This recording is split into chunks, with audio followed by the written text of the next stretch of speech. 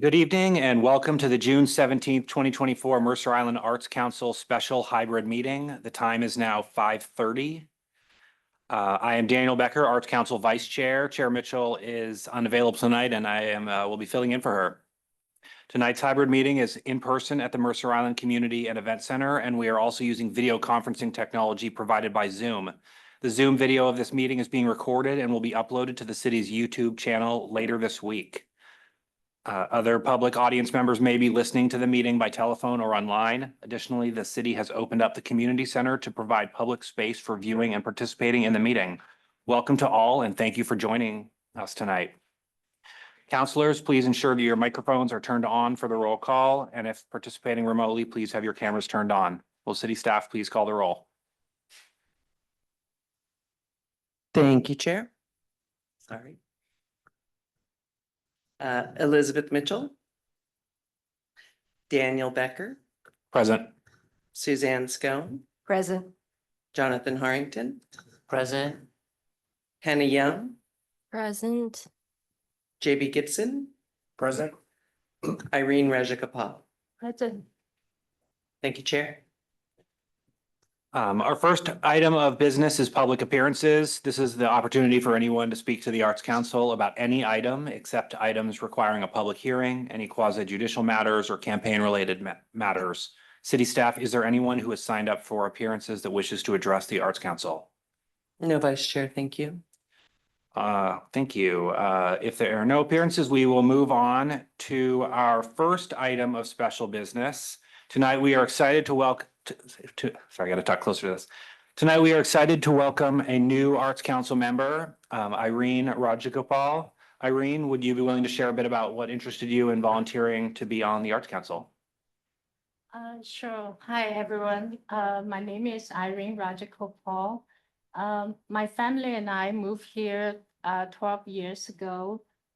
Mercer Island is such a beautiful community with vibrant art scene.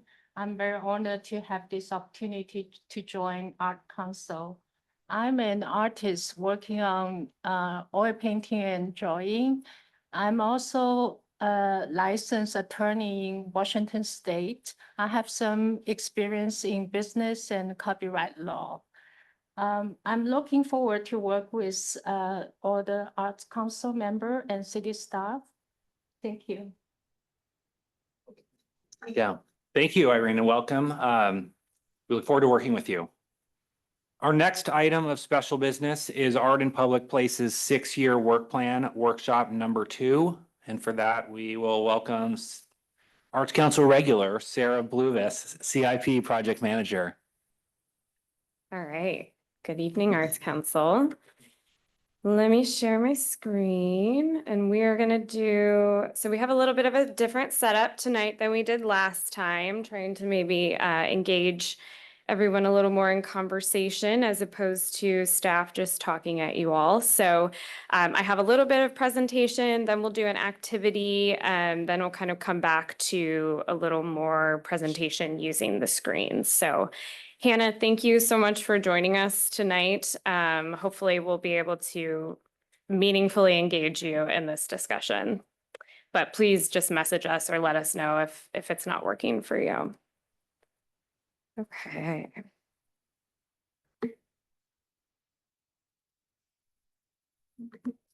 Turn my video on. Okay, so we are here for workshop number 2 for our Art in Public Places work plan process.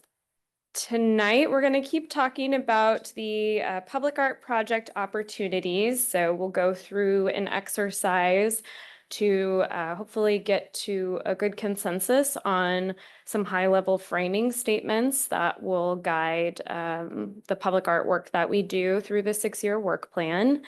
We'll also get into providing some input to update the guidelines for acquisition and deaccession. We'll talk briefly about maybe some opportunities for summer event outreach, and then we'll look ahead and, of course, confirm our date for the next workshop.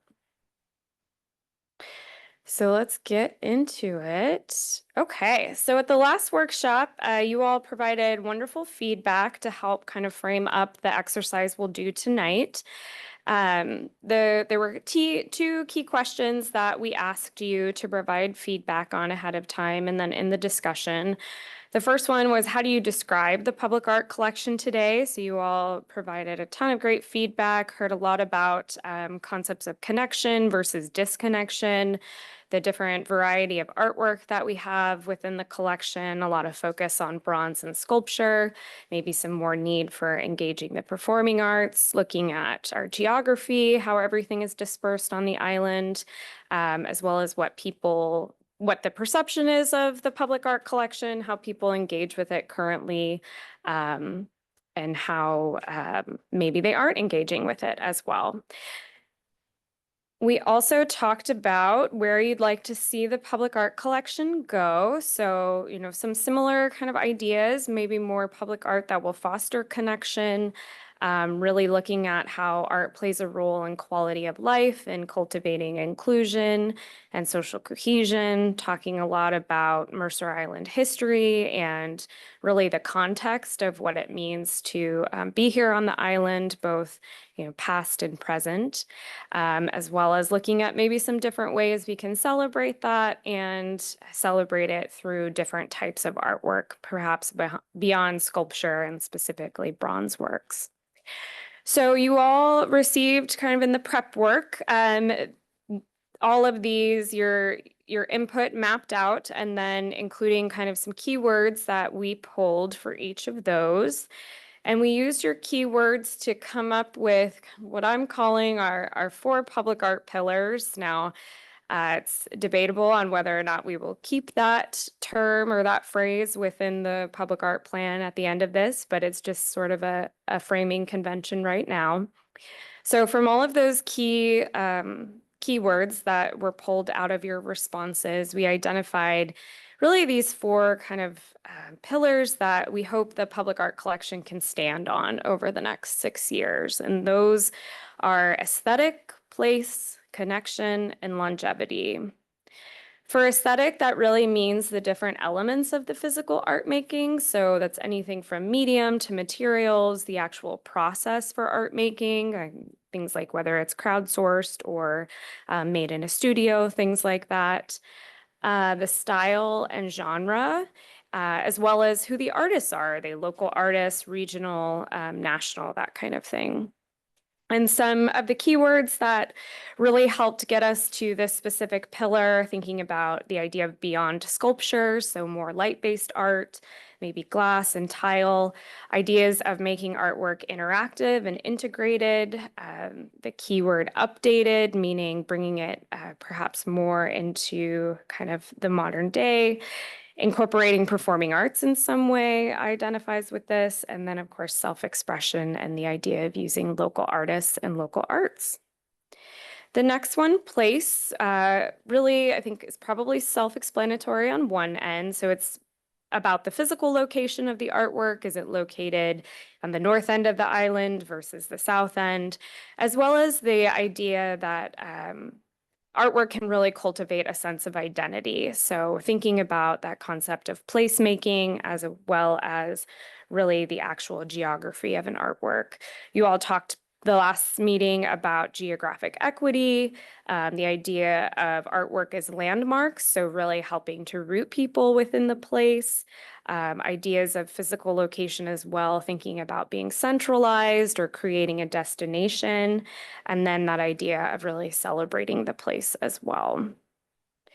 And then connection, I feel connection and place are kind of overlap in some ways. I would say all of these overlap in some ways, but probably the most between place and connection. But connection is really all the ways we're thinking about how public art encourages connection, both to the artwork itself.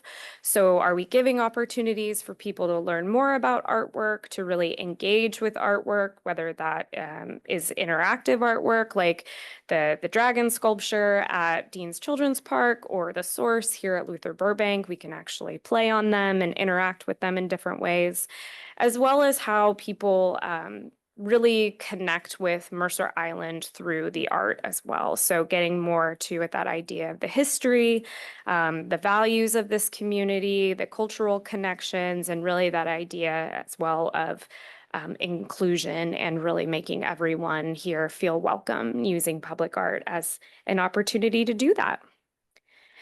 And then the last one is longevity. So this really looks at the long-term viability of public art on the island. So that's anything from culturally, do artworks that are in the collection now resonate with the community? And do we want to make sure that artwork resonates with future communities? Thinking about it environmentally, knowing that stewardship and kind of social and environmental justice are really important to this community and really necessary as we think about the long-term health of our built environment, and then of course financially as well, making sure that future arts councils and communities are set up in a good position to both maintain artwork and also be able to commission new artwork going forward. So all those together, hopefully we'll use to create our public art projects going forward for the next 6 years. Again, these are just kind of high level pillars. We can change the word later. And really, these are kind of a foundational tool that I'm hoping will also be used in the future. So we talked a little bit at the beginning of this planning process, building in a way to kind of evaluate the plan or the process every few years. So it's more of a living document. I see these specific pillars or terms as something that you all who are on the Arts Council now, as well as future Arts Councils, will be able to kind of review over time and really use this as a starting place rather than going through, kind of a whole long process starting from scratch. So before we get into our first activity, I just wanted to gut check these with everyone. Do these 4 feel accurate based on what we discussed in our last meeting? Do you feel like anything is missing? Or do you feel good about these as sort of a starting point for the framework we'll build?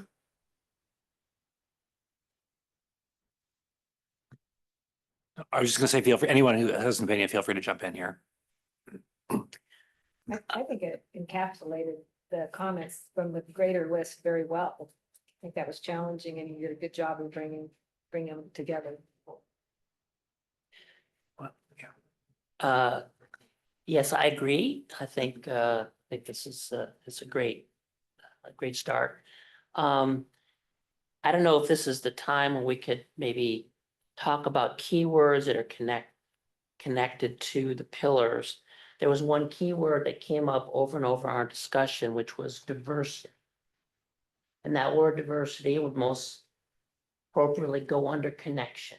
So we add that to the relevant keywords on that list. That it's okay to bring that up at this point. And I'll just remind everyone to make sure that when you're speaking, to speak into the microphone, because otherwise it won't get picked up in the recording.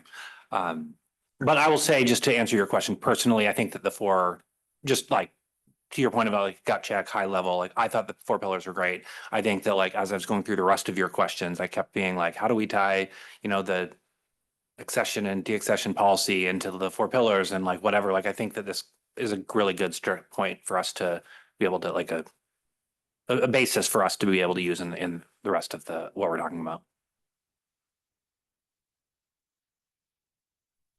Any other comments? I guess I'll jump in. I like the pillars as well. I think that it encapsulates what we were talking about before pretty well. I noticed that the word history isn't mentioned in there. And as our society is its size and its norms and even its values change, it's important for us to remember and learn from our past. And I wonder if there's a way that we could somehow incorporate either the word history or historical into the keywords in some way. Or if that's something that the council would like to do. I'm actually not a voting member of the Arts Council, so it's just one thing I observed. Yeah, I think that was one thing that I brought up at the last meeting was, the historical significance of different areas on the island. I know one of our assignments here was to draft framing statements, and what I came up with does incorporate both kind of diversity and that but still rooted in these four pillars. And so I think there's a way to kind of weave those elements in. But I personally think these four are a good starting point, and then we can incorporate those aspects into the actual statements that correspond with them. I would still go with the four. I think place with both the physical location of artwork and the sense of identity a work of art may cultivate. I mean, I think that's where your history comes from. I just hate to keep adding and adding to they're pretty clean. And then on connection, I think connection includes diversity. You know, if anything, you could maybe add a qualifier like the whole Mercer Island community or something. But diversity is kind of a buzzword of the time, you know, but maybe 10 years from now, it means something different or whatever. I don't know. I think these are really great the way they are. So that's all I say. And it doesn't mean there's not opportunity to include both of those ideas as we get to other levels of the process. Sarah, are you mostly asking about like the four top level words, or are you talking about the descriptions that are underneath there? Or then we have like statements below that? What are you looking for? So Scott? mostly talking about the four kind of high level words, but I'm also hearing that there are kind of so I was thinking that, you know, eventually when we get to the final kind of planning document, that these, or if a different version of these would be included in the document to help kind of continue, you know, showing how we build out that framework.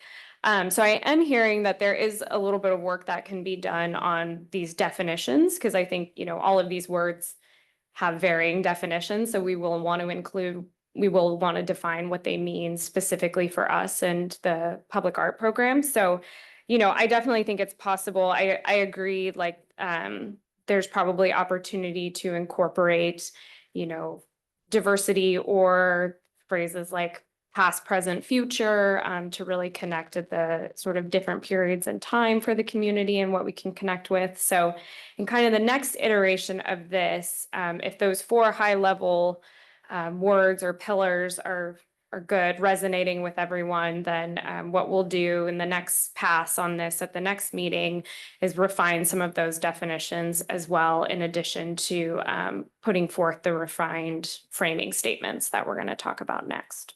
So, is that helpful for everyone as well? Okay. If I may, I agree about the importance of emphasizing history, the history of the island, and also thinking about history in terms of intergenerational connections and intergenerational equity.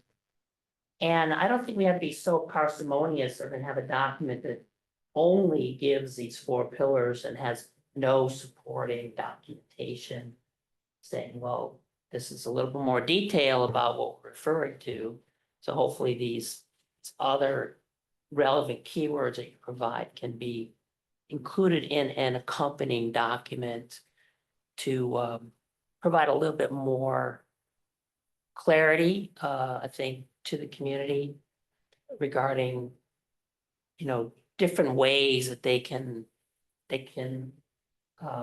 understand and interact with these broad concepts. And I do believe that the word diversity is a very important and very specific term that means something to many people in this community. And I would hope that in some fashion that word does appear in one of these statements.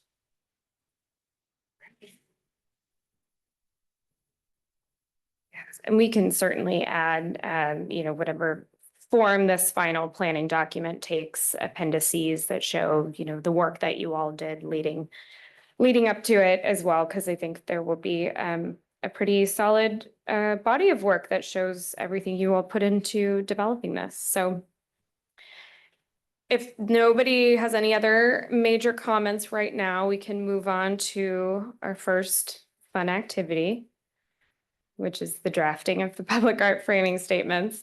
I did not intend for this to go sort of sound like building a house kind of thing, but it did sort of come together that way. So I apologize for that. Again, we can change all of the phrasing down the road, but so we asked you all to come prepared with a few statements to frame how our public art projects will be prioritized and developed in the 6-year work plan. So really building off those 4 public art pillars. These framing statements, the way I think about them, sometimes you might hear things like this called guiding principles or statements of values.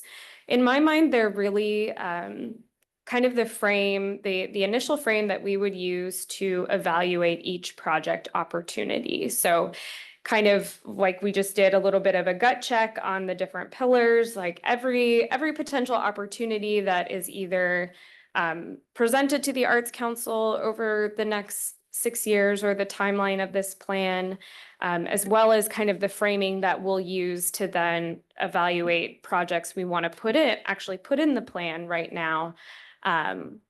These framing statements will really be kind of the initial check of, is this meeting the needs that we've identified that we want to meet through our public art program?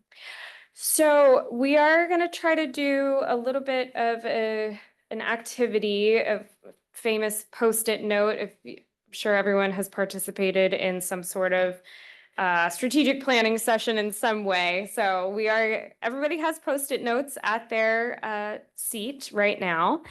And I know some folks sent over their framing statements ahead of time. Thank you so much for doing that. I am going to ask you to write them down again on the Post-it notes. So if you can take some time right now and write each of your statements. If you didn't do full-blown statements or it kind of took a turn in a different way for you, that's totally fine. I think if you can kind of condense your ideas, what you were really hoping to get across into just some short phrases again to get them on a Post-it note. And then when you're done, we're going to put them all on the whiteboard that we have here in the room with us. For those who are watching now or watching later, I understand that some of this activity won't really be able to see super well, but we will, after this meeting is over, we will compile all of the materials that were shared and post them online as well. So community members can still access the conversation that way if you aren't here in person.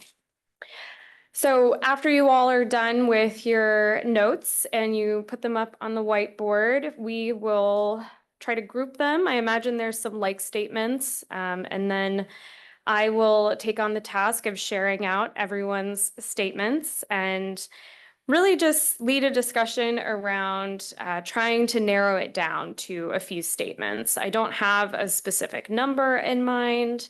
There's 2, 4, 6 people here in person, 1 person online. If you all did 3 or 4, that'd be almost 30 statements. So it's not going to be that many that we will include in the plan, but I think whittling it down right now, we don't necessarily need a specific number. It's just what you all feel comfortable with moving forward at this point. And then afterwards, staff will go away from this meeting and try to refine everything, take some of what we have heard from you already about the 4 pillars, and really, rather than trying to kind of write by committee tonight in the meeting, just kind of take all of your feedback and refine those statements to bring back to you at the regular meeting on July 17th. So I'm going to stop there and invite you all, if you have not already, to start working on your statements on your Post-it notes. How can I pop in here? How would you like for me to share my statements? Yeah, Hannah, if you are able to email them to me, I can put them on Post-it notes for you and put them on the board. Okay, sounds good. Thank you. Thanks. That's what I did. Post-it for each statement. And so, Sarah, you said to condense them. I mean, are you looking for something that's like, we're like filling the entire Post-its with like multiple sentences, or were you looking for like phrases and that's like a 5-word phrase? So like 1 sentence per Post-it note. Okay. Yeah, that's just, so if you had sort of like a nebulous idea of what you were thinking, if you can kind of condense it down to a single Okay. idea per Got it. post-it, that would be great.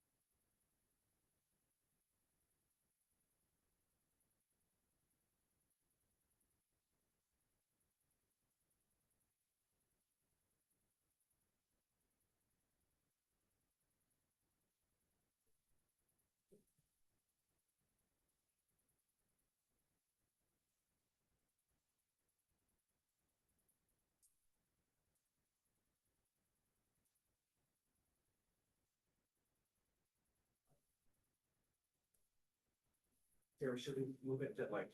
Yeah, that's a good idea. Just anywhere, or over there, or I don't know, over there or over here. Yeah. Well, I'll do it over here, so because you record over there.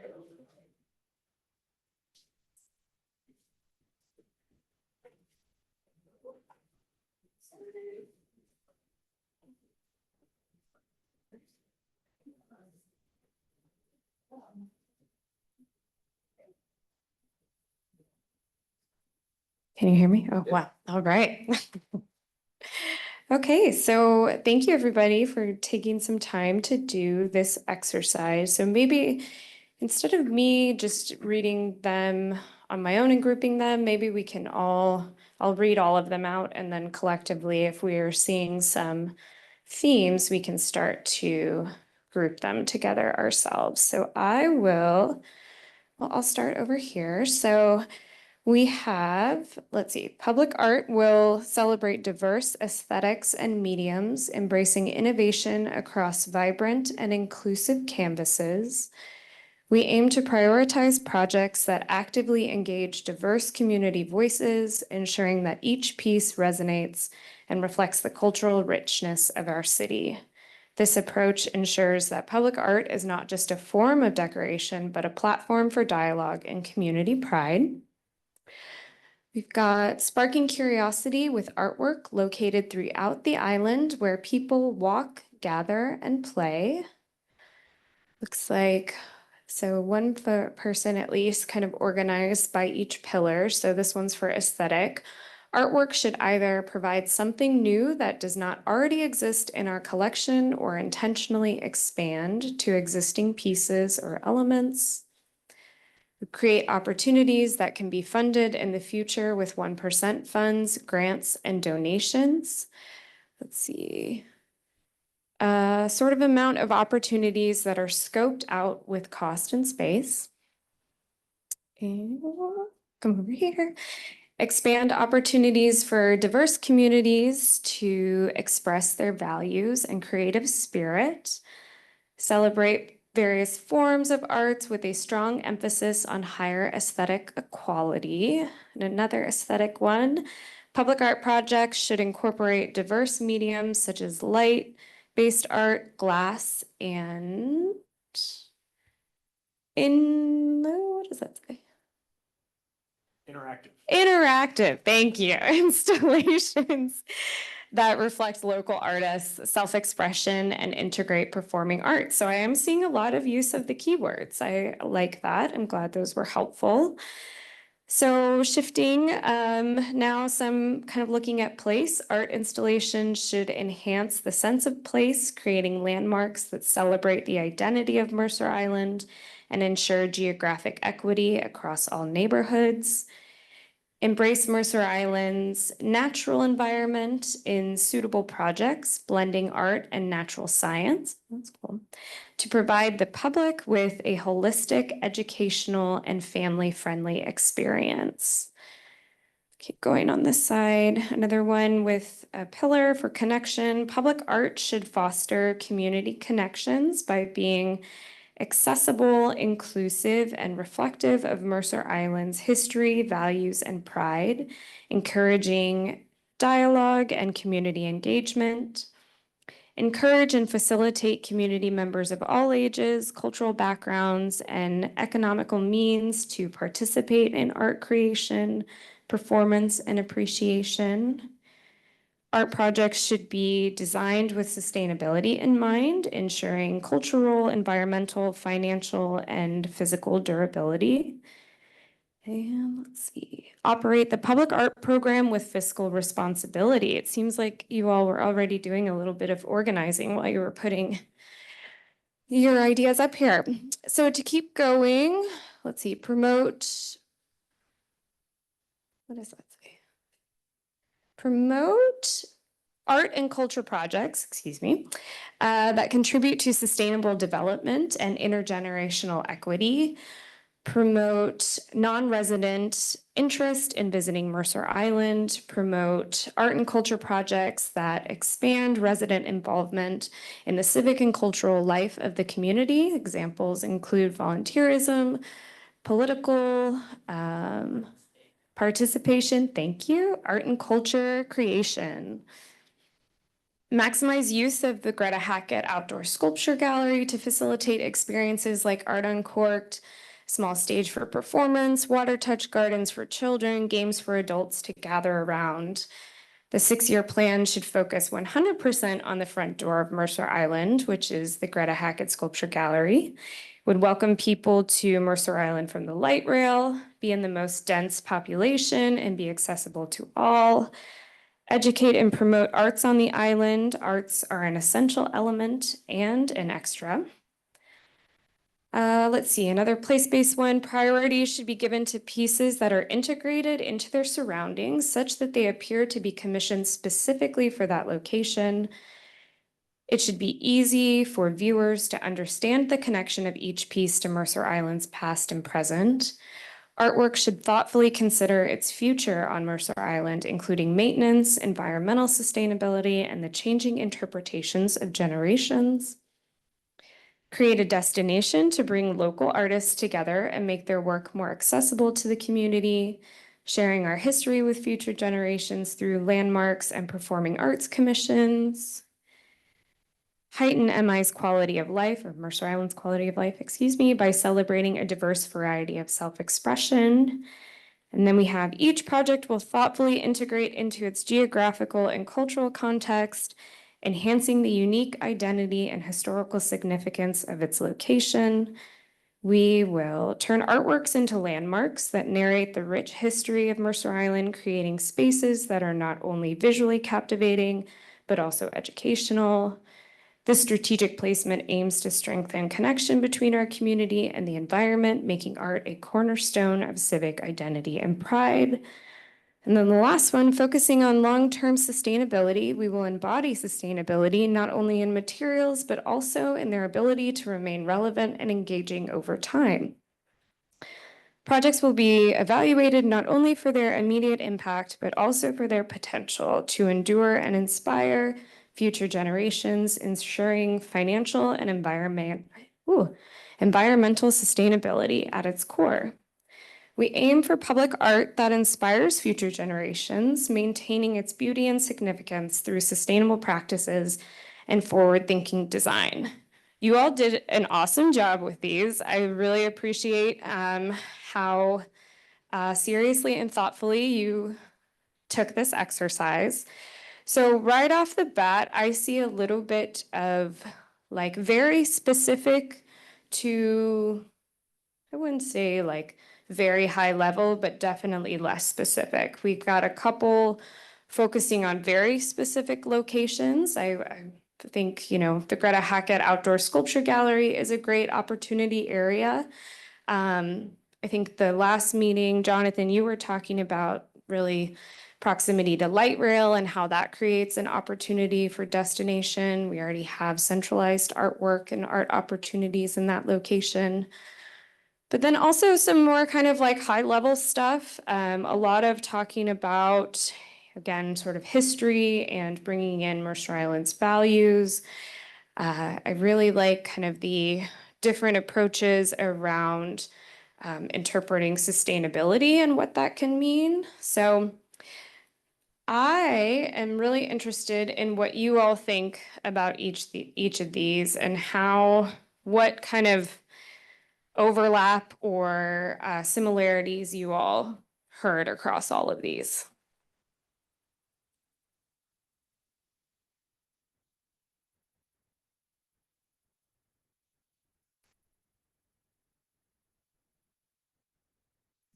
I don't actually have a conclusion here, other than I'm just trying to wrap my head around what seemed like quite a few different ideas. Many of them are good. I mean, we want it all, basically, I think, in the art pieces.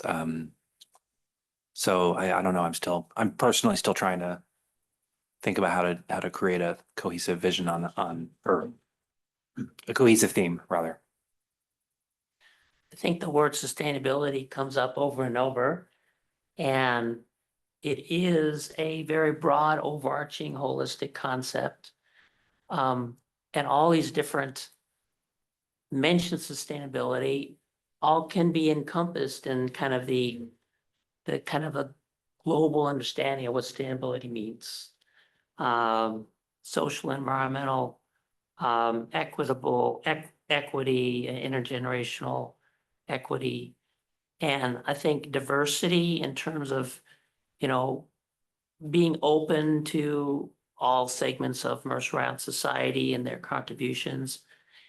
And also diversity of medium types and artistic types of expression comes up over and over.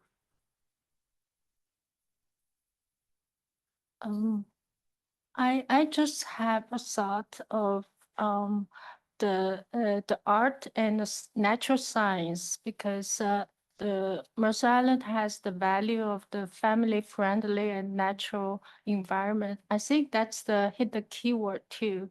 If some art program can combine art and natural science to be educational and family friendly, interactive, that would be good.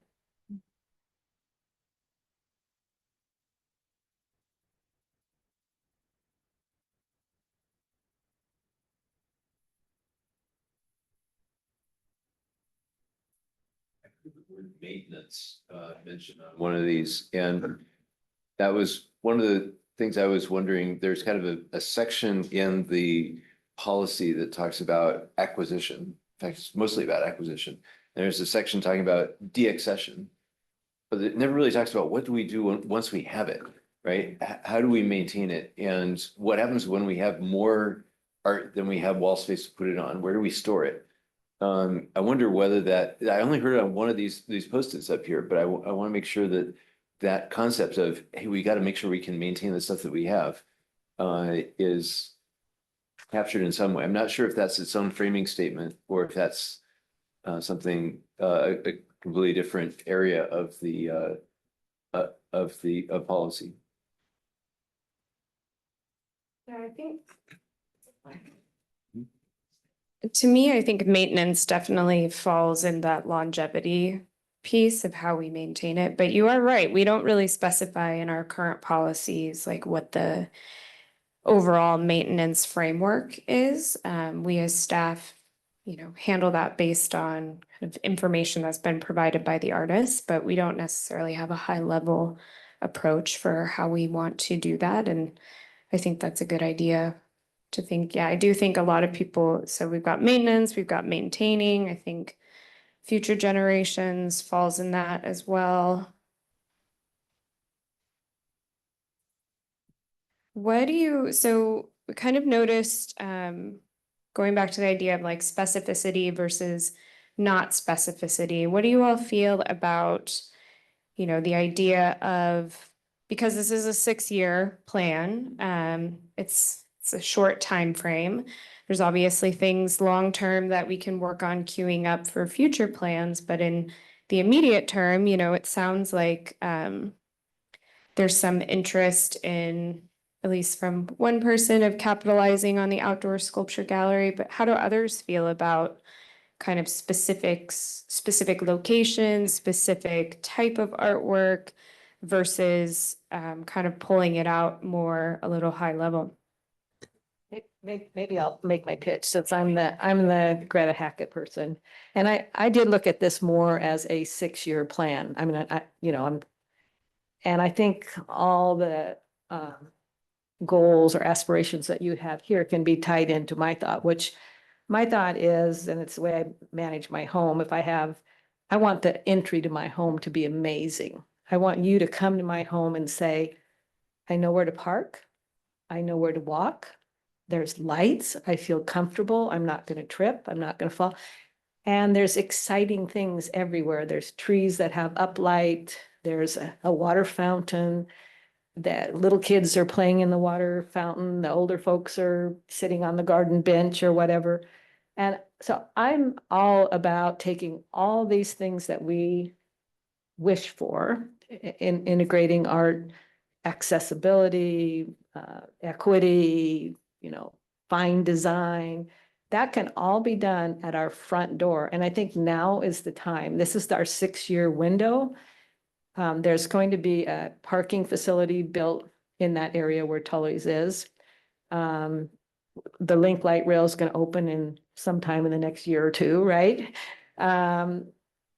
We already have interest in events there, like Art Uncorked, which are well attended. But it's also our highest density, where people who don't have cars, maybe don't have a lot of money to travel to Hawaii on Christmas break or holiday break, they can, I just think it's almost an equity thing in itself, that the highest density of people have a place where they can go outside with their kids, have the little kids be in the natural touch water garden, not in front of their iPads or computers, but they can go outside for an hour and touch things and feel things. And, you know, there might be all kinds of little gardens or herb gardens or things in this area. I would like to have the opportunity for the people that live in an apartment that don't have a yard to have the opportunity to get outside and enjoy nature and meet up with each other and build those connections and feel part of their community. And I think we can reach all these other goals within that, the history, the nature, the science. I would like to pile all that in there and also connect to the greater region by Link Light Rail. Tell them, welcome to our town. And please come in and shop in our town. Please come, you know, find out what we're about. And we can find out what you're about and not be quite such an island, you know. So that's my pitch. I'm all in for Greta Hackett, but I'm all in for what you guys have said. I mean, all that could be included here, but you can't do everything. And so I'm saying for the next 6 years, this would be my priority. Thank you. Yeah, I think that resonates with kind of what I was thinking about as I was doing this research. When I was kind of looking at where new arts installations would be most valuable, they kind of fell into two buckets for me. One was really tied to kind of the comprehensive plan and the opening of the light rail. I think we've got 3 parks that are really good with programming. There's the Aubrey Davis, Luther Burbank, and Mercerdale. And then in the center of those 3 is the Link Light Rail, Greta Thornburg, and the City Town Center. And being able to connect those 3 nodes, I think I saw in the Luther Burbank that there was plans to try to make more of a connection to the town center and creating those pathways that enable people to travel along those paths and connect those, and then have art along those connection points. All kind of taking this to a bigger picture, which I think is beyond the scope of maybe the Arts Council, but really positioning our city to be an attractive place for events. So like the thing that comes to mind is, you know, you want people to run their 5Ks here and bring people to the city that they'll come and spend time in the town center and kind of have that economic boost. So I agree that that's a great, if we're really focused on a 6-year plan, looking at that, I think the other thing that we've talked about as a committee as a need is dispersing the arts around the island and really noticing that there's a lack of installations towards the south end and in other areas. To me, that takes on different purpose. I think art in those installations really should be focused on kind of play and interaction and really on kind of how our kids and families interact with those pieces. And I think like the dragon's a good example of that. But I think the art along the pathways and attracting people from off the island into our town center, I think those two different, I start to differentiate the purpose of the art and maybe what the guiding principles of it, depending on where it's being located. Yeah, I just like to agree that, you know, I think Greta Hackett, thinking of it as a nexus is really useful. If you think okay, well, I'm family and I have 2 or 3 hours of free time. What can I do? Everything was within like 10 minutes walk of Greta Hackett, right? I can go get lunch. I can go to Luther Burbank. I can walk my dog in the dog park. I can go to Mercer Dale and the kids can play in the playground there. I can go and play, paddleball. And, this is what transit-oriented development is all about. It's creating walkable, open, welcoming spaces for all types of people, not just those that have, big houses and nice cars, but, for the entire east side, Seattle, and tourists. I could see people actually making money, having a little tour guide service or company or something. Yeah, come to, we go to like TripAdvisor and have all these like little tours of this part of like um downtown Seattle. Well, that could be a 2 or 3 hour TripAdvisor tour of Mercer Island. And we have all these great stops that people can go to. And I think that it would help the economy, but also it would enrich the community to have that interaction. But yeah, focusing on Greta Hackett and that wonderful turnabout that we have, that could be a maybe with some kind of international flair. That could be a focal point. People driving onto the island, seeing it, getting off the bus. Yeah, I can explain one of my comments too. And Jonathan, that was really helpful because that's your accessibility, equity thing, that people of all abilities and, means can enjoy that. But so if we concentrate on this area, and this is true no matter what we do, I think we need to do pre-planning for opportunities, because we have these opportunities that come to us periodically. And I don't know what's happened to this one art donor that wanted to make it substantial. I'm guessing a couple $100,000 facility up at the stacks up there. But we don't have the ability to accept that because we haven't done the planning.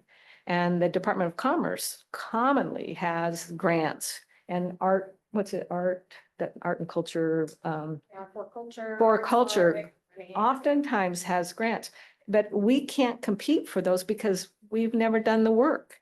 When those come along, we want to say, here's an area, and I'll just use this example where we have planned a small stage, where an author could get up and talk about a book or something, or maybe a Girl Scout troop could meet or something that's out of the rain, out of the weather, and it's got some pre-planning and some scoping on it. And then we just say, that's where it is, and we set it aside. And then when those opportunities come, we can jump on them, but we can't do that. So that's one of my higher priorities in a 6-year plan is look for those opportunities. And I bet they're not that hard to find. I mean, it might be a play area at the south end of the island. Maybe that's not our highest goal right now, but if we've identified that and the community's identified that to us and say, this is sitting here waiting for you guys. But if we codify that, and then when those opportunities come along, we're saying, let's submit for that grant. I just think we're just leaving all this opportunity behind. And I really feel like, I didn't get to the Edmonds Art Festival this weekend, but I would have loved to. I mean, I don't understand how everybody else can do this and we can't, I think we can. I just think we need to do some planning. Done.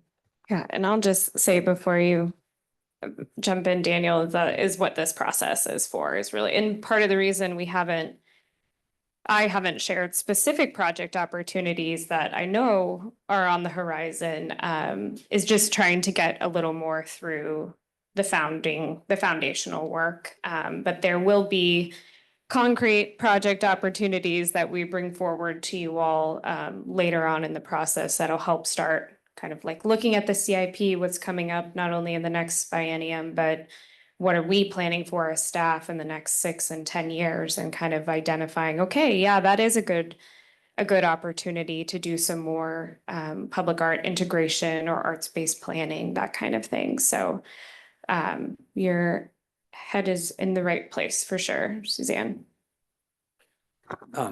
So quickly, I want to mention to Hannah also, if you want to, at any point want to jump in, I'm not going to put you on the spot right now, but feel free to unmute, or I have my computer up so I can see if you raise your hand.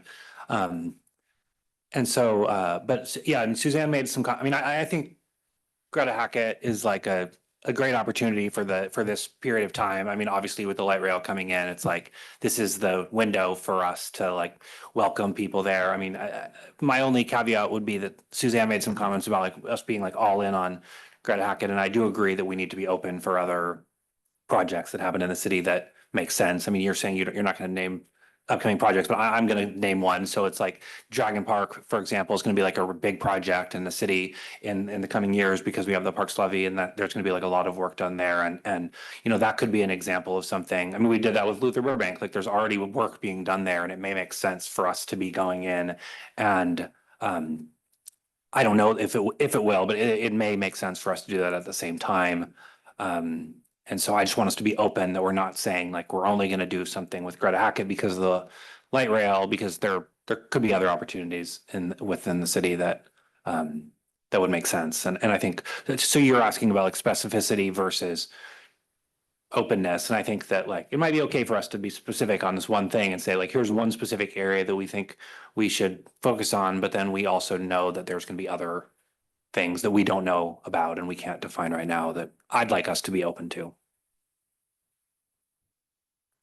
I'm kind of wondering if, based on some of this, like maybe it's less about these specific statements and maybe more about, you know, kind of thinking, I think there were a couple comments about like community need versus visitor need. You could kind of think about projects in that way and how you want to frame them. Like Greta Hackett could serve community need and visitor need, whereas something further on the South Island, you know, south end of the island could be more focused on local community need. There's also kind of the time frame aspect of this. I think that you're bringing up a good point. Like, we have immediate opportunities, immediate needs, but then there's also potential for more kind of forward thinking, long-term thinking, you know, knowing that there might be other projects on the horizon in the next 10 years. I think, you know, we will have new facilities that are built on the city, and those will likely have some sort of public art component based on our 1% ordinance. So there's also opportunity to kind of think about, if we wanted to take it a little more high level, think about it in that way. But I do see a lot of, not necessarily overlap, but just kind of consistent thinking. A lot of what we were saying about diversity and sustainability meaning a bunch of different things, kind of the long-term versus the short-term opportunities. And then really just, you know, we haven't talked a ton about this yet, so maybe folks can weigh in a little more, but just like the idea of the art making process, or, you know, I heard about self-expression, I heard about opportunities for individuals to engage in the process.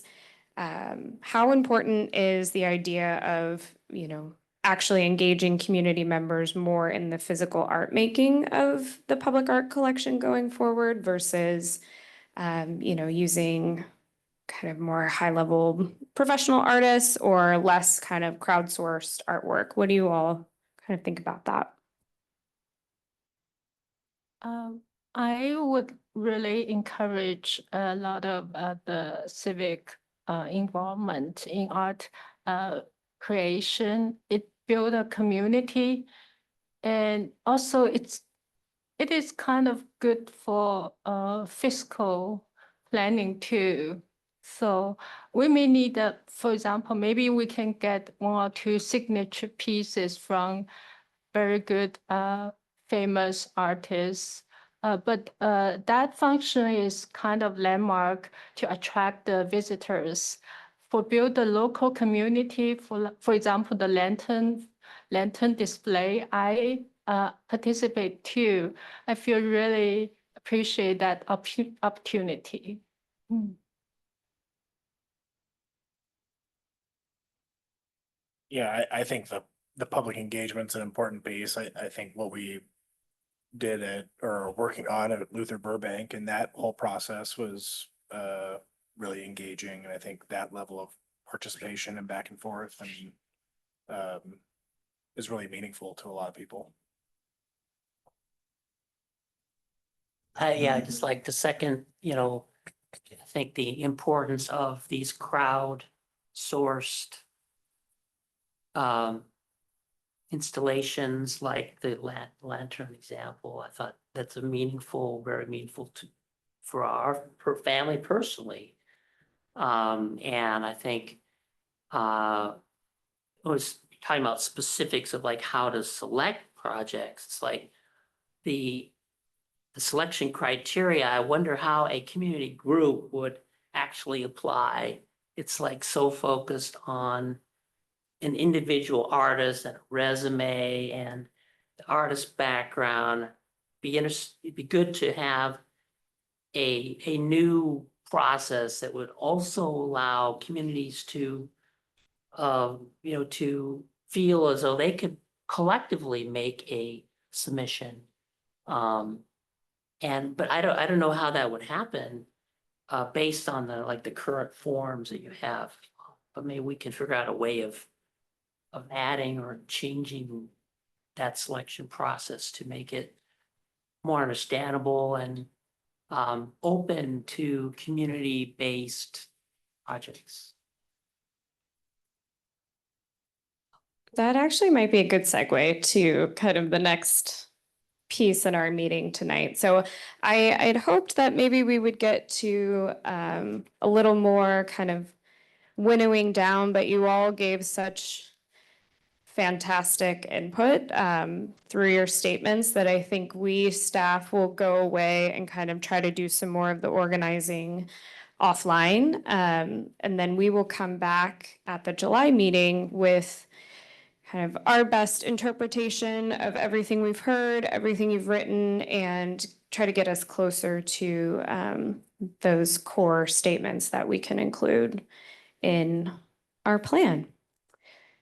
And I don't know, Hannah, if you had anything else you wanted to add, or not to put you on the spot.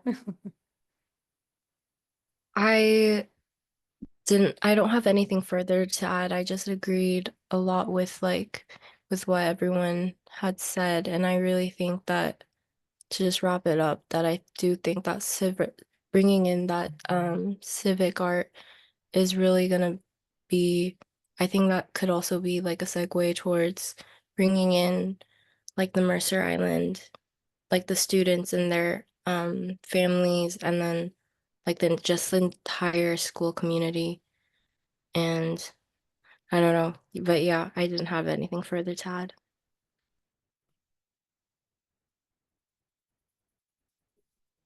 Okay, I'm gonna transition back to sitting. So, yes, so we will compile everything and we will bring it back at the July meeting for everyone to respond to. And I think hopefully, based on the work that you all have done now, probably, if not be able to kind of make a sort of a final, this is the package we're going to live with for right now, and then we'll come back to it in a few months, or if we'll need some additional time, but we can just see how that goes when we get to the next meeting. So I'm going to go back to sharing my screen. See how it goes. Okay. So thank you again. I really cannot stress enough how much I appreciate all of the thought and energy you all put into this. I think that this is worlds beyond what I was hoping for. So thank you very much. I really appreciate it. I think that we have a really great foundation to keep working from. Oh, let's see. We're gonna advance. Let's try this one. All right, there we go. Okay, so the next piece that we were going to talk about tonight, and that we also had an exercise for before you all got here, is public art policy. So Like I mentioned, Jonathan, great segue from what we were just talking about to talking about how are we going to get from, these ideas for public art potentially to a more engaging and encompassing selection process. So as part of this process, we are hoping to update and condense the existing policies we have for public art. So 2 policies were included in your prep work packet, the one for acquisition and the one for deaccession. We don't, like I mentioned before, we don't really have any universal documented maintenance policies. We don't have a sort of universal community engagement policy when it comes to public art. So really, while the 2 policies we're kind of seeking, or policy components I'm seeking feedback on tonight are acquisition and deaccession, that does not mean that we have to stick just with those elements. In my mind, ideally, we would eventually have a policy document or a guidelines document that takes us all the way from, acquisition to deaccession, but thinking about everything in between, including both for permanent and temporary installations and projects. So I'm going to run you guys through another brief exercise, mostly based on, I know this is less fun and exciting since it's policy work, but mostly looking at kind of 2 components, what I'm thinking of as the who. So who is involved in the process to acquire works of art, and then who is involved in the process to deaccession them. As well as criteria for each of those pieces, the acquisition and the deaccession. We don't need to make any final decisions tonight. This is just a first pass at providing feedback. And I'm really thinking about this as what should the baseline be? So, we need a baseline policy. There's nothing necessarily that stops us from going above and beyond the policy depending on the project. I would also, as you're thinking about this, as we're running through this, think about, again, kind of specificity versus flexibility.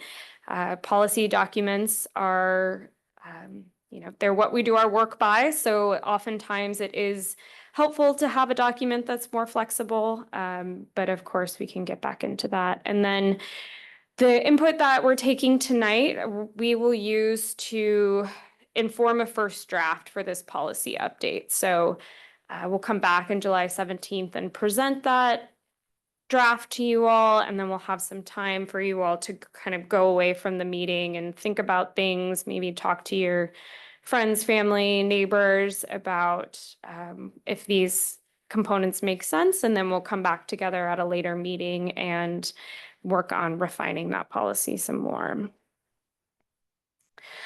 So I would say let's just get into it. So first off, thinking about the acquisition process. So I pulled out kind of the key activities that are identified in our acquisition guidelines and pulled out really who the who is. So that could be people who are involved in the selection process, people who are involved in the approval process, drafting the program and everything like that. So I am going to see, we're going to try to do a little bit of what we did before at the last meeting in order to just document your comments in real time. So just bear with me for a second. Okay. Okay, so the activities involved with the acquisition process, the first one is developing the RFQ or RFP document. Your current guidelines call this the program. So there's a little bit of nomenclature changing that will be happening through this process as well, but we really refer to it as like what's the request for qualifications or proposal that's going to dictate what the actual public art project is. So currently, the current who for this, who develops that is what is called a program writing committee that consists of an arts council member who also serves as a committee chair, city staff person, the project designer. So this is generally someone involved with whatever capital project an acquisition might be attached to. an interested citizen, and then others identified by staff or city council depending on the project. For reference, in the most recent public art project acquisition we did through this process for the Mercer Island medallions, we had a couple arts council members, two city staff, project designer. We did not have an interested citizen. And I think we might have had one or two other staff folks involved in some way. So just a little kind of look at how the process has been put in practice so far. But when you look at this list and developing the actual program or RFQ, the piece that we're going to put out there to solicit for artists that encapsulates what the project is actually going to be, is there anybody who's missing? Are there folks on here who maybe we don't need at this stage in the game? How do you feel about an updated who? I mean, I'll just throw out there, personally, I would remove the interested citizen, and I mean, I'd probably either add another arts council member here or leave that to others identified by staff. But like, I mean, the point of the arts council is we're supposed to represent citizens, and I think that the more that we can encourage involvement from this group, rather than having only one person being involved, just would be better. And like, why, if we're all here ready to volunteer, why are we spending resources trying to recruit an eighth arts council member for this one thing? Okay, great. Just my opinion. Oh, great. I would have to agree with Daniel because that interested citizen position, I feel like could be just replaced with having like three arts council members instead. And looking at this process, it looks like this is just the initial committee who writes the RFQ. There's a second committee in the artist selection where, you know, they could be a different group or an expanded group, right? Mm-hmm. So in light of that, I agree with what Daniel says, keeping this a pretty focused and smaller group. Okay. Yeah, I'd just like to agree with those points. And I think it's better to be flexible in terms of giving different groups that maybe don't know somebody important, giving them an opportunity to somehow get into the process, and to have some avenue for them to do that. So just more open and inclusive. Okay. I don't know who that would be, but if you're flexible, it could be any number of different, could be a group. But creating more avenues for people to provide ideas about potential projects. Okay. Yeah, I agree. As long as like in the later stage, we have the channels for public to put their opinions on the before the artworks are really materialized. Because I saw some public art projects that become failures because in the end the public really didn't accept that. So I think later we can have announced, for example, the blueprints and art selection. I think, yeah, just to add on with what she said, it's like really with the evaluation of artist submittals, for that one Mercer Island citizen portion, is it possible to like replace that with having like not a survey necessarily, but like a forum for many Mercer Island citizens to sort of examine and put their input onto the different artists?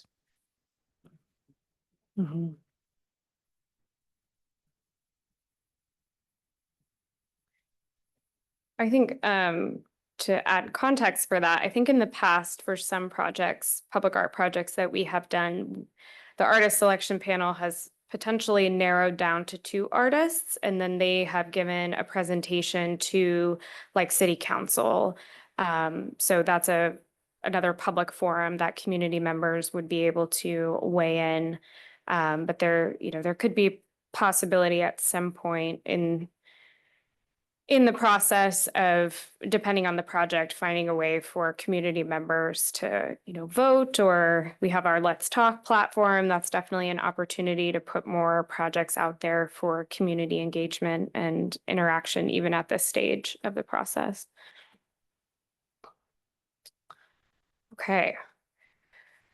So moving on to different activities. So the next activity in the process is approving the RFQ, RFP document. So this would essentially be, again, kind of approving the overall program for the project before it is put out for call for artists. Generally, this also includes, the way we usually have packaged this is we've put forth the RFQ and the selection panel for approval. So right now, the current involvement goes through 3 different stages. So that program writing committee presents to the Arts Council for recommendation. Then if the Arts Council accepts the program writing committee's recommendation, they make a recommendation to City Council, and then City Council approves the recommendation from there. Generally, this process has worked well. I would say we followed this for Mercer Island medallions, maybe not totally close exactly in this step-by-step process, but we did have multiple kind of checkpoints and approvals before we even put the RFP out there for call for artists. But does anyone feel strongly about kind of this stage in the process being too intense, not enough checks or approvals, just right?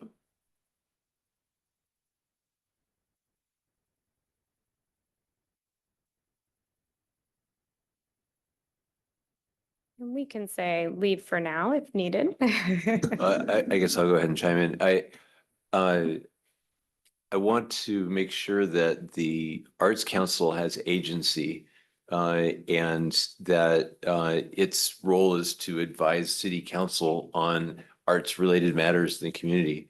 And I think choosing the where to spend money and how to allocate money is kind of what the City Council does, but then choosing what to do with that and how to build a program for an art project and how to select a committee for it. I don't think that the City Council should be selecting people to be on the artist selection committee, for example. I think that really should be the authority of the Arts Council to do that. The final sign off on, okay, let's invest the money in doing this probably should go up to council. But ideally, it would be something that the work of building it and looking at the various artist submissions and kind of weighing which one to recommend to council should be done by the Arts Council. Great. I'm not sure if that's exactly what's happening today or if that's different than what we're currently doing. I think that aligns more with how we have been doing the process lately, for, again, to use Mercer Island medallions as an example, the final project will go to City Council for approval and the final appropriation. But yes, I don't think that, if I'm remembering correctly, I don't know if the City Council was really asked to weigh in too many other times at different stages. Do others kind of agree? I just have a question. I mean, I definitely agree with Ted that like, we shouldn't have city council appointing people to the artist selection panel, but my only, did we have city council approve the RFP? I just guess my only concern would be just like making sure that, council agrees with the project should go forward in general, because I wouldn't want to like do the whole selection process and then have city council say like, we didn't like the project, we shouldn't have ever run it. I don't know if that has happened or is a concern. I mean, if it's not a concern, then, theoretically staff should be making sure of that, but. Right. Yeah, so I think there's sort of two avenues that we've gone through so far. One is, the first avenue is a public art project directly attached to a capital improvement project.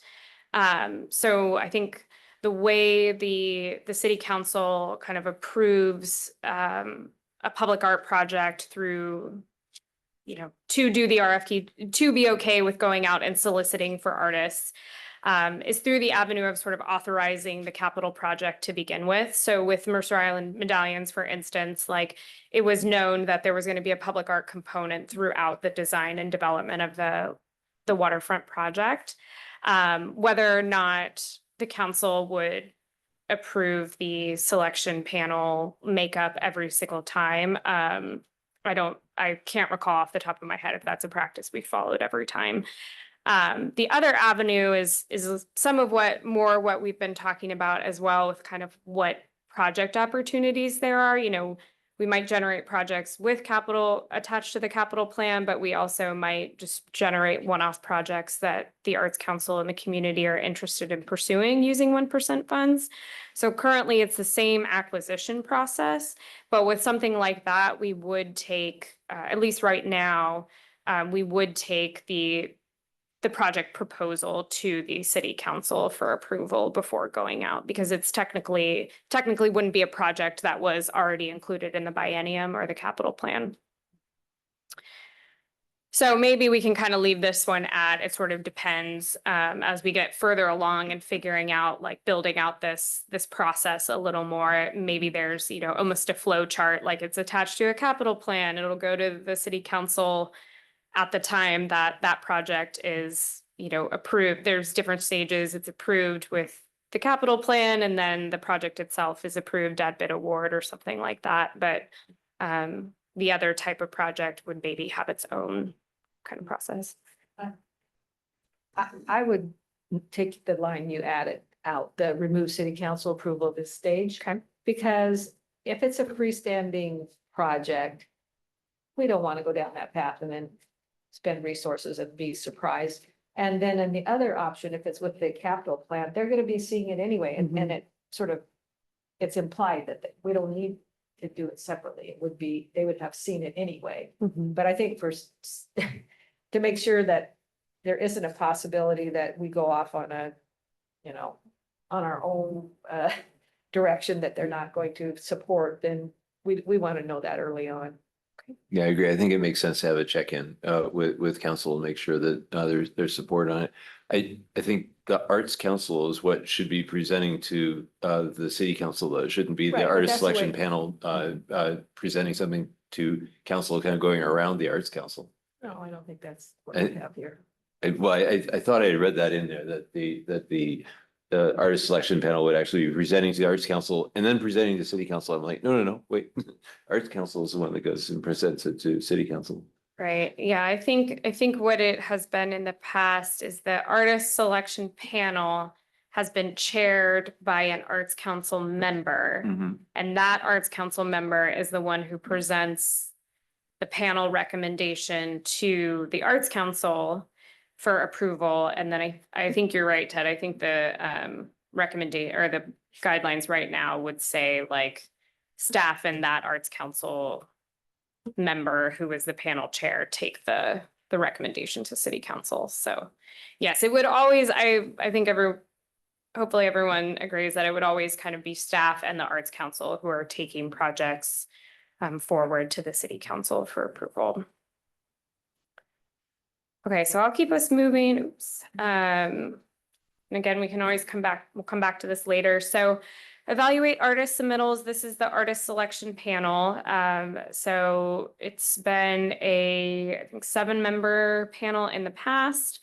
Artist, Mercer Island citizen with special interest in a project site. So this is often an opportunity to engage, you know, different local organizations on the island. For Mercer Island medallions, we had a member of the Friends of Luther Burbank organization who served as our Mercer Island citizen with special interest.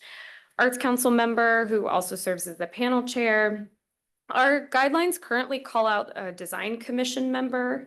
It may be a smart idea to either bring this a little more high level and say another a fellow board or commission member, not just design commission, or call out specifically the Parks and Recreation Commission, who actually I don't think was a board at the time these guidelines were written. Then there's also just a general Mercer Island citizen, a city council member, and then a city staff who's non-voting.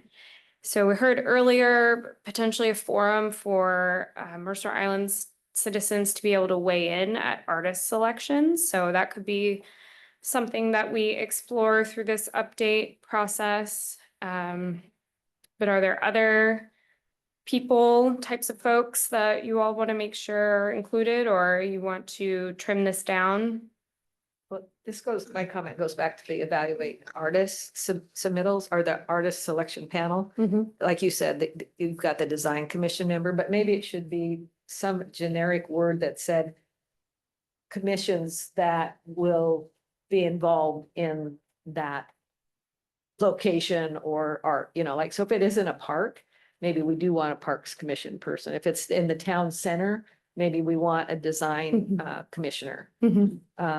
I can't think of another example. Maybe if it's in the school grounds, maybe a city or a school board member or something. So I don't know how you could make that generic. That's my thought. Okay. So maybe you could just use the word at large.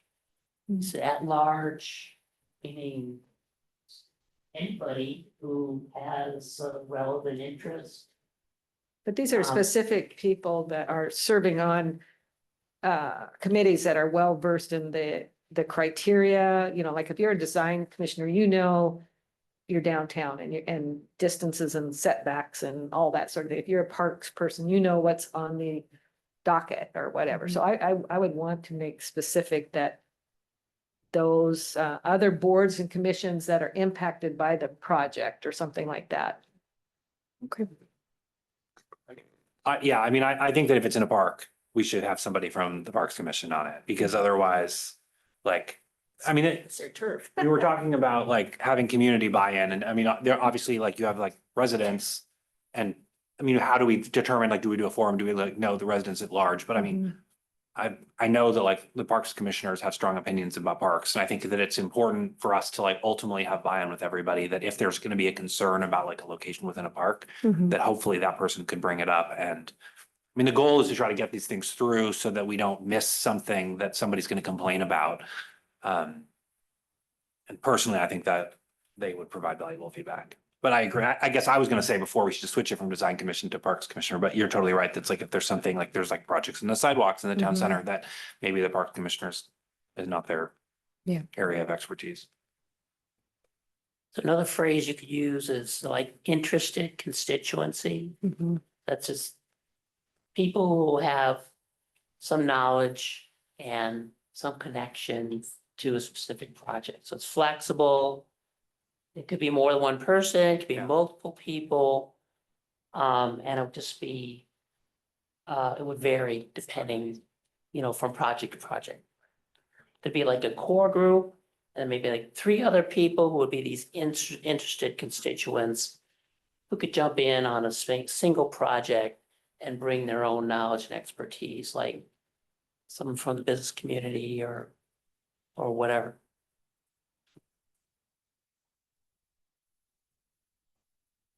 Yeah, that's a good point, Jonathan. Like we could ultimately write the guidelines in such a way that you probably always want an artist. You probably always want an arts council member. You probably always want your city council member and of course a staff person. So then that maybe the other positions remain flexible, but there is some sort of language around like interested constituency. So then okay, well, it's in a park, so it's in Luther Burbank Park, so we know we want Parks and Recreation Commission and we want a Friends of group, and then, maybe a neighbor or someone who participates in youth activities at Luther or something like that. So it could be a little more flexible. And maybe, the wording is just about like interested constituency based on the parameters of the project or something like that, or location. I mean, that's sort of what we have with the second one, the Mercer Right. Island Citizen with special interest in project site. Mhm. I was gonna say, I suggested in the first one, removing the lay citizen, but, and then I wasn't gonna suggest that for this one. Because I do think that there's good to have sort of broad consensus, but I mean, if you're just gonna bring in, a neighbor and somebody from for the Friends of group and all these things, I mean, that may be enough, like with all of these different people, Mhm. constituencies on Mercer Island. Yeah, I think in the end, it's going to be a coalition of the willing. I don't think we're going to get 100 people that want to be on at one of these. But I think unless it's something really controversial. I wanted to point out, by the way, on the special interest in project site language. Some of the things that we hopefully are going to branch out into are not site specific, like if it's commissioning an orchestra piece or a play or a poem or a dance piece or something like that. And so we might say where we say about this specific project site, we can say if it's project specific, just to not have it be narrowed down to things that are in a park or in a physical location. Mhm.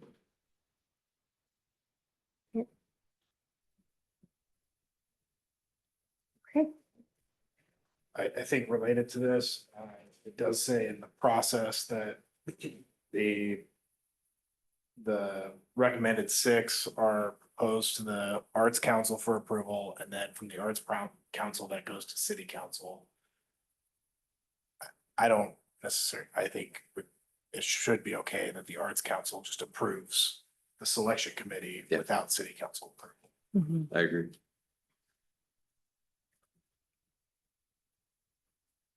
I should be saying, I'm not a voting member, but.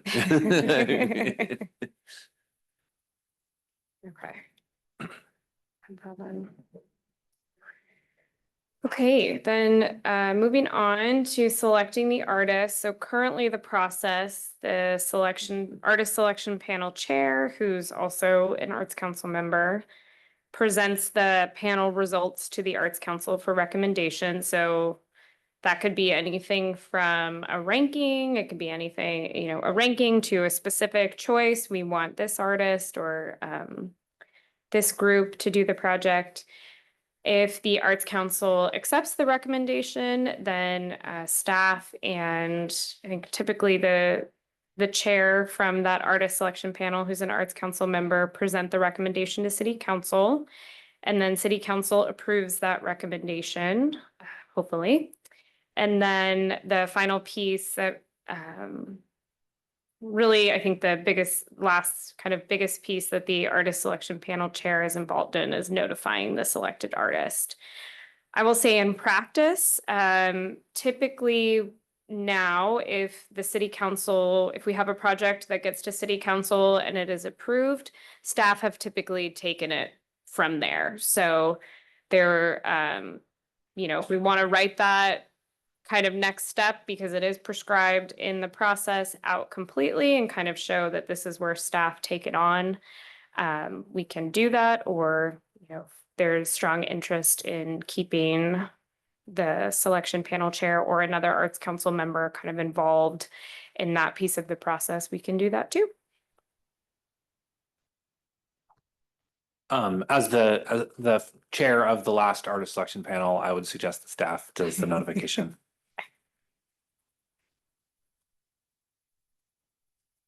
Okay. And the rest of this, I think we've talked a bit about in the other pieces of kind of where City Council fits in with approvals. I think it's definitely critical to have the City Council approve the project. And then again, depending on how the project originated, whether it's part of the capital plan, a specific capital project, or a standalone project, kind of dictates the way in which it would go to City Council. So for instance, with Mercer Island Medallions, that'll be going to City Council, even though you all approved the project as a board or recommended the project for approval as a board last year. It will be formally going to City Council at bid award. Maybe this at the end of this year, or maybe at the beginning of next year. It just kind of depends on project timing. So that's not necessarily outlined in the the guidelines right now. But if there is desire to include some sort of flow chart that specifies a little more of that, we certainly can in a next iteration. Yeah, I was just wondering, Daniel, you were part of the selection process. I'm wondering how this artist selection panel checklist works. That's where there's like this low to high rating based on 10 different, did you use that? Or has that been used? Let's We- just go ahead and go to the next slide, because that's where we're at next. But Daniel, yes, please, if you'll talk about And it. does it work? It seemed like they're all equal weighted, all these different questions, like 4 through 10. I'm just curious how that worked for you and it's worked in the past. I think for Have Mercer you Island used it? medallions, we didn't even, Didn't even use it. We did use this. we did use it. I mean, I remember using this and thinking that, like, Yes. personally, I was like trying to like rate the options between 1 to 6. And one of my recommendations is like, make it less complicated. Like it could have been like 1 to 3 or something. Mm-hmm. Like I was like, is this a 4? Is this a 5? Like it was subjective. So, but I feel like we sent the rankings in. It was like, yeah, because it created a total. Yes. And like yeah. everybody sent in their rankings. And I like have this somewhere with the spreadsheet. I didn't pull it up here. So Mhm. I just distinctly remember doing it. I mean, I remember thinking at the time it felt like it needed to be updated. Yeah, And I don't know exactly what to update, but it was like, I mean, I think I talked to you at the time, Sarah, and you had said it like it had been a while since like this had been updated. So personally, I think we could make changes to it. We could add additional criteria. I mean, we have like the 4 pillars that we're talking about, and it's like, does this include those in here? Like I said, so we did use it, but, I mean, it was, I just distinctly remember thinking it was like, these criteria were somewhat subjective and like, you're looking at the pieces and there's like, I think this piece is better, but, I mean, ideally, if I think one is better, that it would show up better as in the rankings. And if the rankings don't reflect that, then I think we've done a bad job with the rankings. So was it the case that the project with the highest score got picked? I mean, Well- literally, you're adding up these numbers, right? Right. What happened was that I think we had something like 6 proposals and we basically used the rankings as a first, as just a first level. And so Oh. we did it because it's like, how do we even figure out which ones we're talking about among the 6?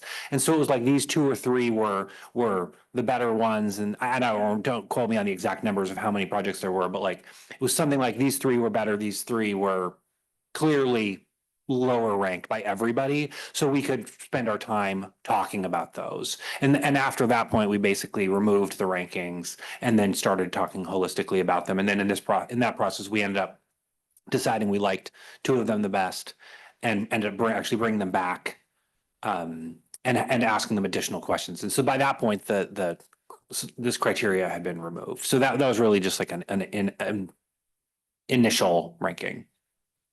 And yeah, Ted was on there as well. If you remember something different from. No, that's exactly, I remember it. It was kind of a screening process, the rankings. And once we got it down to just 2 or 3 artists, then is really more about discussion than it was numbers, and trying to understand what we felt about the individual projects and what we felt the strengths and weaknesses were. I think the ranking works for when you have a large number of applicants out there and you need some way to screen it down. So in this case, you weren't necessarily, you're looking each individual project and giving it a 1 to 6. You didn't have all 6 at once and then giving them a 1 to 6.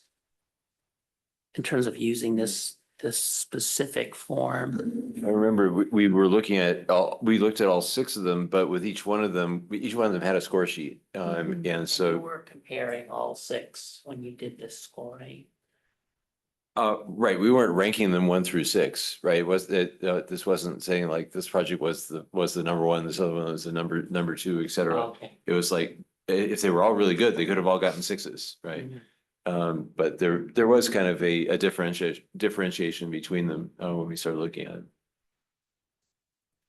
It seemed like, fewer categories might be better, like excellent, exceptional or good or something like that versus six. I wonder like, for example, in this checklist, number 9, will we add like a aesthetic quality in the selection ranking?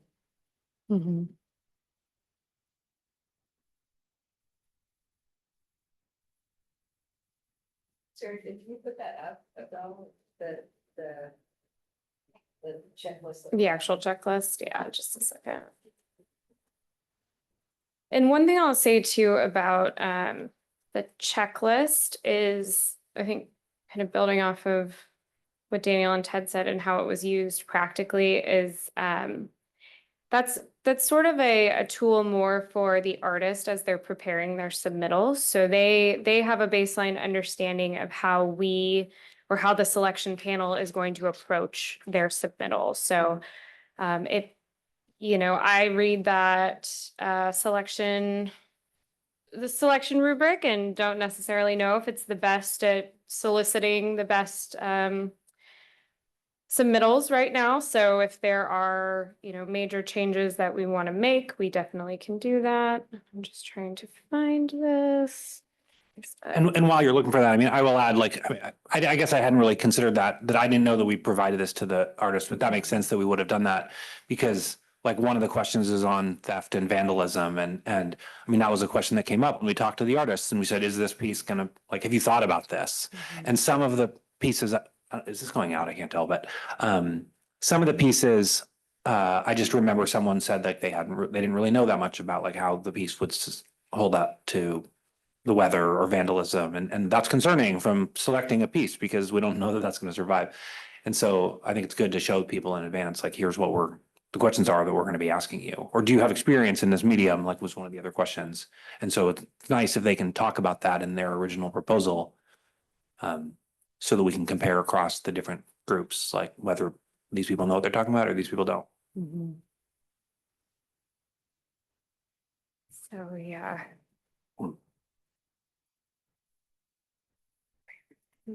Yeah, when I was reviewing this, I think the framing statements that we talked about earlier definitely belong somewhere in here. I think those framing statements should exist through the life of the project from, are we gonna do this project at all?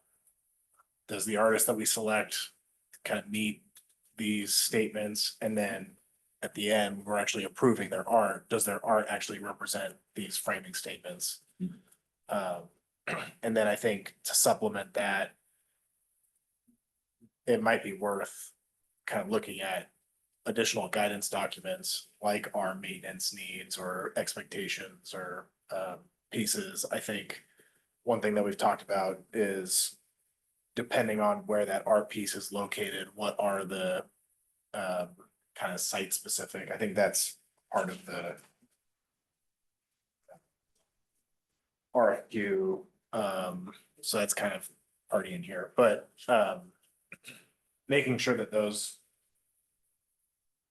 criteria that we establish at the RFQ are kind of maintained throughout the whole process.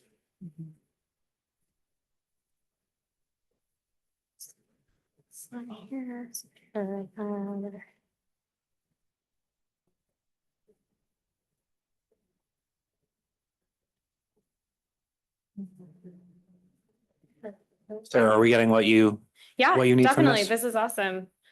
I'm just gonna add Irene's comment about adding aesthetic quality.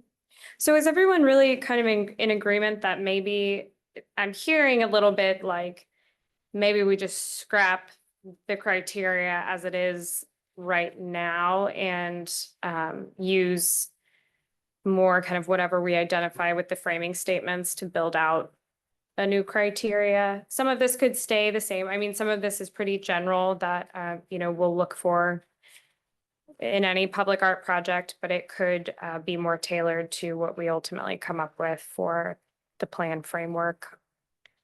Does that feel good? Okay. So one thing that came to mind when I was looking at the this part, and it might come up later in some of the acquisition, the art acquisition policy, is trying to in some way quantify the estimated lifespan of the artwork. Something that is made out of bronze is going to last a lot longer than something that's made out of cloth. And that doesn't mean we should never do an art piece in cloth. It just means that we should expect in 2 or 3 years, it's going to be deaccessioned. And that gives us essentially a way to predict the lifespan of different pieces and when we're going to need a new piece in that space or to retire the piece that's in that space. So I'm not sure exactly how to incorporate that or where the right place was to bring up the idea of capturing lifespan of the piece. But somewhere in the artist submission, I guess. Yeah, I think that, we could include, because the acquisition guidelines right now include a few definitions. I think there's just 4 or something like that, but we could always include, some sort of appendix that identifies like how we quantify the lifespan, because it may be different for, different jurisdictions. And then you could kind of use that as a basis for, okay, well, for temporary art projects or short-term projects, we're gonna emphasize more diverse art forms that might have a shorter lifespan. So maybe they're smaller projects that we know are not going to last as long, but it's a priority to incorporate more diverse mediums and that kind of thing. So I think that's a really good point, especially getting back to that idea of longevity. I'm going to jump on that too and add on to what Ted just said. And I think it's a really good time when, just for everybody's knowledge, when you're soliciting this information, to ask for a maintenance schedule, not just lifespan, but maintenance. So let them inform us what the cost and effort is to maintain their artwork. Yeah, and I think one of the things that came up for me was who can maintain it? Is it just the artist that maintains it? Now we're tied to them for the life of the piece, or is it a generic maintenance program that any vendor could do? Well, and it could even influence, like what kind of paint they use or something. Right. Is it a 5-year paint or all of a sudden we probably would have been a 12-year paint Yeah. job on that baby, you know? I think another idea that's coming to mind, going back to the first phase when we're really developing the program for the art, I think the framing statements, at least the way that the pillars are set up, allow us to, frame the overarching, all art pieces kind of fall within these pillars. But then when we're developing the description of public benefit, that's our opportunity in the RFP to add specificity. So if we're really looking for example, if we're looking for diversity in art mediums and we're installing a piece in an area that already has a lot of bronze pieces, we can kind of highlight what existing art is in there so that you can say, here's what's existing. We're looking for a diversity, something different. And you can kind of go through pillar by pillar, longevity, connection, aesthetic, all those pieces, and really kind of narrow in. And then to me, that should become your checklist of, did they actually meet the RFP request? That's great. I have a question. I just a thought, and I don't have a opinion on it myself, but should this have touches, or use or concentration of impact, So, I mean, a piece of art down a single lane that only, I can think of a park in my neighborhood that maybe only 100 people a year go to. I mean, it doesn't mean it's not valuable, but is it more valuable to have something that 100,000 people see and visit? And, so I don't know if that's, something could be on a checklist. Just a thought. I also think that I think this relates back to the estimated lifespan of the artwork, but also really emphasizing the environmental sustainability especially with like murals or paintwork that involves any like paint or any materials, because I think it's important to also prioritize like the environmental considerations and the impact that it has on like the environment. Whether it's them specifying the usage of like sustainable materials or energy efficient installation practices, or even meeting any like local environmental standards.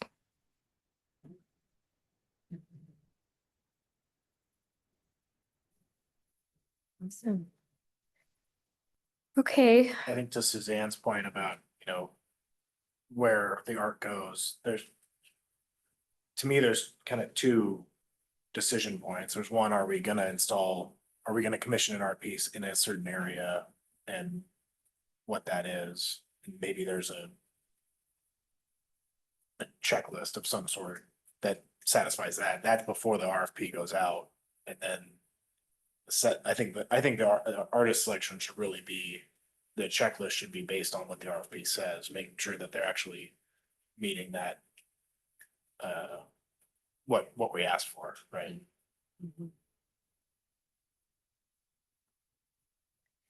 yeah, and again, maybe that's somewhere where it can be a little hybrid of like standard criteria that we're always, I think that's a little bit of in this checklist, like what the three yes, no ones are versus the ranking ones. It's like kind of the general, do we know that for a specific project, like, do we know that they're highly recognized and of producing good work? Have they worked with a municipality or other organizations before? Have they delivered on schedule and within budget? Those don't necessarily fit with every project. I think sometimes, especially the first one, can be a little prohibitive for emerging artists or artists who just have never worked in the public art realm before. So that's a interest to the Arts Council of kind of creating a little more flexibility, but having maybe some standard criteria that we're always looking at as well. We can certainly do that too. Yeah, I'd just like to support, Hannah's comment about looking at the environmental impact, like having, just like any other development project on the island, there's an environmental impact statement. You're looking at building houses, thinking about the cradle to grave effect of an artwork, how is it going to be created? What are the environmental impacts? And then what are the impacts while it has its useful life? And then what are the impacts when it ends its life? Can those be in some way described or quantified, or at least can the artist organization provide some kind of understanding about those issues? Well, keep in mind too, I think these are all elements that we can likely achieve in some way through our criteria, but I think we also want to keep in mind what may be prohibitive for artists in applying for our projects. So, I would say some of these things, like the bigger things of quantifying elements of their work, or really looking kind of overall, like long-term about their work, some of that criteria may be better served by bigger projects. Whereas if we do a smaller project or work with an emerging artist, a lot of times they may not have yet the experience or the capacity to undertake something like that. So I think too, we'll have to think a little bit about like, how does the criteria maybe evolve depending on the type of artist or artwork we're soliciting. So we're at 7:30 and I don't want to take up more time than I have already said I would take from you all this evening. So I'm going to just go ahead and stop here. I had a feeling we probably wouldn't get to everything tonight, so that's totally fine. We did great work. This is fantastic. I've really, again, I know I said it earlier, cannot stress enough how much I appreciate you all are thinking about this thoughtfully and really cohesively too. I think I'm hearing a lot of consistency and a lot of alignment among all of you. So that's great. So just a couple things to wrap up from my end. The first thing is about summer outreach opportunities. So at the last workshop, a community member from the Mercer Island Visual Arts League had invited Arts Council members to potentially help out with some activities this summer. Katie and I have discussed and met with some folks, and we're open to helping you all set up outreach opportunities. We will be at Summer Celebration, and so if there is interest in having an arts booth or a public art booth, we will have some giveaways like coloring sheets and maybe some stickers or other items based on our public art collection. So that could be a good opportunity to connect with the community just in general and talk to them about public art. Nothing formal, we're not doing a survey or anything like that, but could be a good chance to get out there and talk a little bit with people about the work you've been doing. And then we also have Mostly Music in the Park coming up this summer. So Summer Celebration, July 13th. Mostly Music starts on July 11th. Katie and I can follow up with everyone via email. We really want, if we're going to put something out there for Arts Council members to participate in it. So if you think it's something you have capacity for and interest in this summer, being at an event or two, let us know. And then the other thing is just kind of next steps on where we're going. So we will be back on July 17th for your regular meeting. And at that time, we will bring forth, like we've said, kind of a refinement of the public art pillars and a first kind of touch at consolidating all of your great framing statements.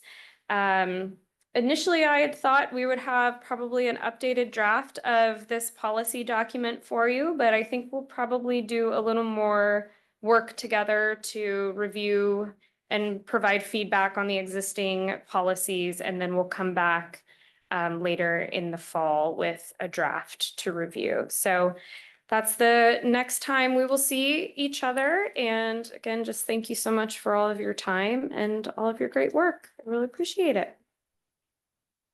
All right, so we're going to move back to the formal part of the meeting here just to close this out. We've got other business and absences.